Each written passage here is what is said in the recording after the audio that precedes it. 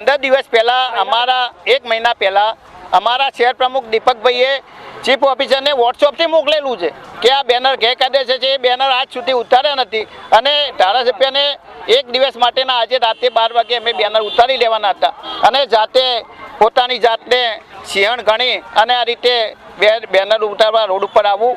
જે રીતે chief officer વાતો કરે છે, મહિલા છે એટલે એમના વિશે અમે કંઈ ટિપ્પણી ના કરી શકીએ, પરંતુ જે રીતે અમે વાત કરી ચીફ ઓફિસર કે બેન પાટણની અંદર જે ગંદકી છે, જે ખાડા પૂર્યા છે એ બધા તમે દૂર કરો। અત્યારે આ સ્ટ્રીટ લાઇટો બનશે તો એવું કહે છે કે આ લાઇટો તમે બંધ કરાવો છો, ખાડા તમે પાડો છો, દબાણો તમે કરો છો।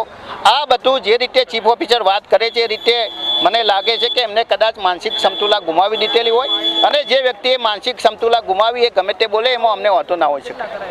કયા કારણસર અઠવાડિયા પહેલાં ધારાસભ્યશ્રીએ એક પત્ર લખી અને પરમિશન માંગી હતી કે એમના જન્મદિવસ પર એમને અલગ અલગ જગ્યાએ હોર્ડિંગ બોર્ડ તો પરવાનગી આપવા વિનંતી એવો એમને કાગળ આવ્યો હતો, પણ નગરપાલિકાએ એ બાબતનો સ્પષ્ટ ઇનકાર કરેલ છે અને કોઈ પણ પ્રકારની અનુમતિ કે પરમિશન આપેલ નથી। તેમ છતાં નગરપાલિકાની જગ્યા ઉપર આવા હોર્ડિંગ લગાવી દીધા છે અને જ્યારે નગરપાલિકાના છોકરાઓ 3 વાગ્યાથી આ હોર્ડિંગ ઉતારવા માટે થઈને પ્રયત્ન કરી રહ્યા છે ત્યારે અમારા છોકરાઓની સાથે બેહુદું વર્તન કરી 50-60 માણસોનું ટોળું લાવી ગુંડાગર્દી દેખાડી। એટલે એ એવું સાબિત કરવા માંગે છે કે ભાઈ નગરપાલિકા જેવી તંત્ર જે છે એની કોઈ વેલ્યુ નથી, બરાબર। આજે ધારાસભ્ય છે, જાહેર સેવક છે, તો એમને એટલીસ્ટ પોતાના કાયદા, પોતાની માન મર્યાદા જે કંઈ હોય એમને રાખવી જોઈએ।